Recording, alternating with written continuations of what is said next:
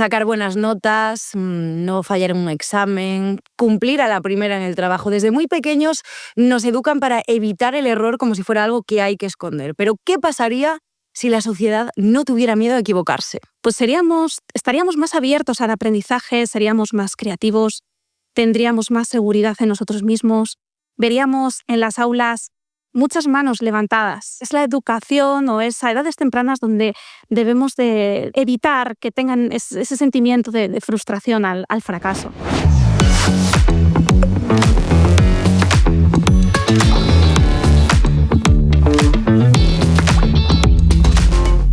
Antes de entrar en todo esto, Sara Sánchez, ¿por qué eres la persona indicada para responder a esta pregunta?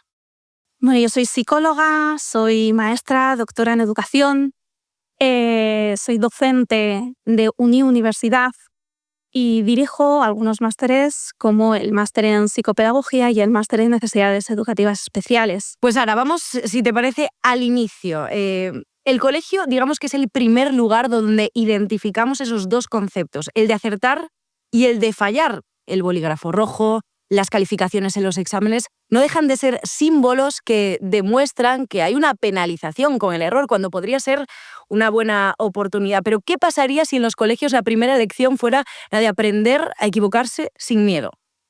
Bueno, les estaríamos enseñando, si lográramos eso, a poder ver de un error una oportunidad.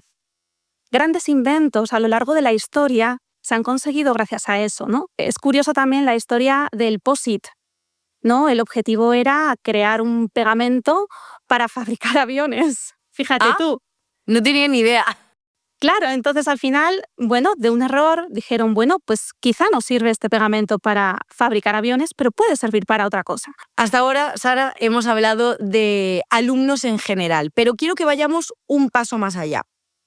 Alumnos, por ejemplo, con un ritmo de aprendizaje diferente o con unas necesidades educativas especiales que de por sí suelen ser los más penalizados en clase. ¿Qué pasaría si el error lo pudiéramos convertir en una herramienta para que cada alumno trazara su propio camino hacia ese aprendizaje, que cada uno tuviera el suyo, a su ritmo también? Bueno, hay una cosa con la que tenemos que empezar y es a hacer ver a nuestros alumnos que diferentes somos todos. Uh-huh. Eso para empezar. Da igual. Y es bueno además, ¿no? Ser diferente. Nos nutre a todos. Claro que sí. Porque al final, y sobre todo a edades tempranas, están creando su autoconcepto sobre ellos mismos. ¿Y cómo lo crean? Gracias a esas comparaciones que hacen con los demás. Crean el suyo propio. Y genera también un entorno de confianza. Genera un entorno donde no nos da miedo el error.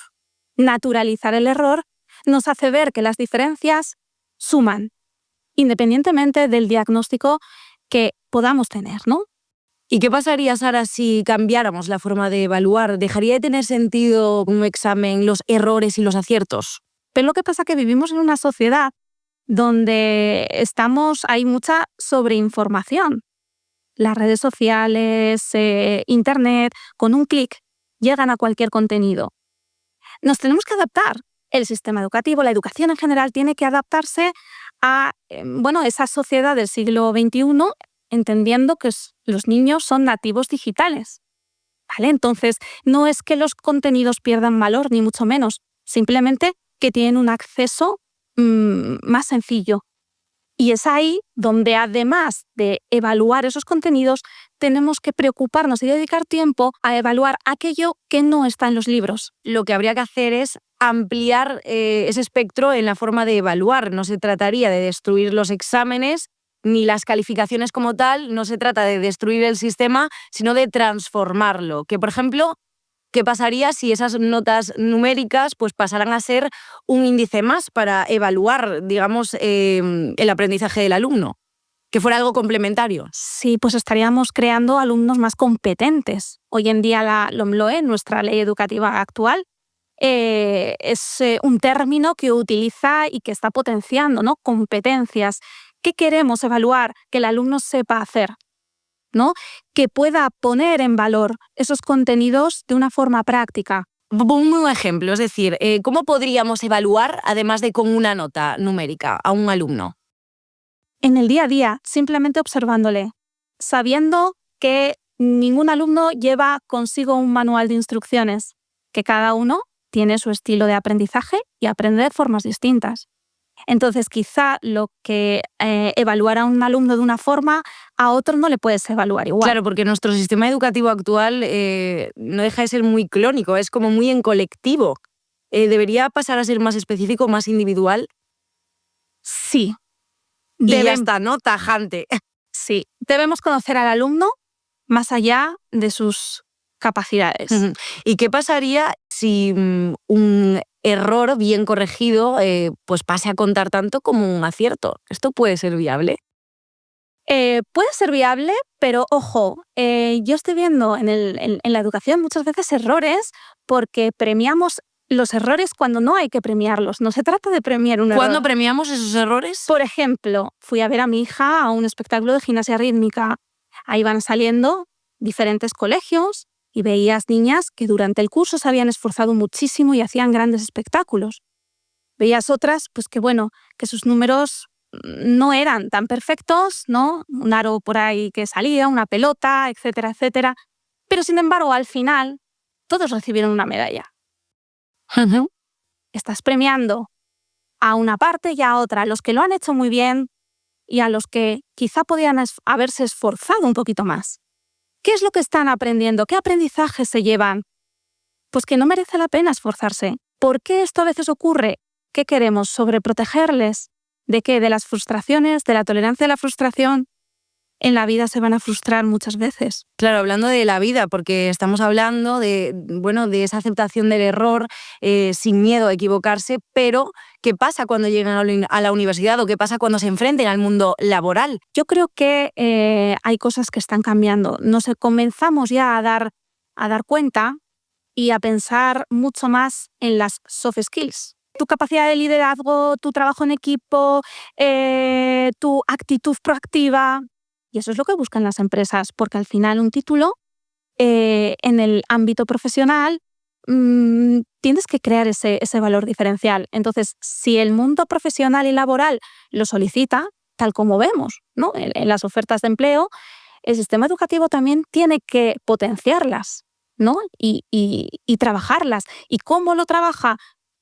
Tolerancia a la frustración. Pero seamos honestos, muchos estarán pensando, bueno, ¿esto no es un poco bajar el listón? Realmente con esta idea que estamos lanzando aquí en este capítulo del podcast de qué pasaría si podríamos estar planteándonos una sociedad con gente menos preparada. ¿Dónde está esa exigencia académica? Yo creo que todo lo contrario. Todo lo contrario. Estamos complementando, estamos haciendo que la evaluación sea todavía más completa. Que no se centre solo en unos contenidos, que también, sino que evaluemos algo más. Una actitud, un enfrentarse al mundo, a la vida, el querer seguir comiéndose el mundo y aprendiendo sin miedo. Porque el miedo frena el aprendizaje. ¿Tú crees que en un futuro podríamos comenzar a ver los fracasos como medallas casi en el currículum, como logros? Bueno, tanto como no hay que irnos de un extremo a otro, como decía antes, ni mucho menos, ¿no? Yo creo que hablamos de no estigmatizar el error, pero tampoco premiarlo, sino simplemente naturalizarlo. Es un punto intermedio, es decir, ¿te has equivocado? Vuélvelo a intentar. No te lo voy a premiar, tampoco te lo voy a castigar, pero tú sabes que no está bien y que se puede hacer mejor. ¿Qué tiene que hacer un docente? Crear las herramientas para que pueda lograr esa mejora. Pues muchísimas gracias, Sara. Gracias, María. Si algo nos ha quedado claro es que la educación no consiste en crear un camino sin tropiezos, sino en dar las herramientas para aprender de las caídas, levantarse y seguir caminando. Nos vemos en el próximo capítulo de ¿Qué pasaría si?, un podcast original de Unión Universidad.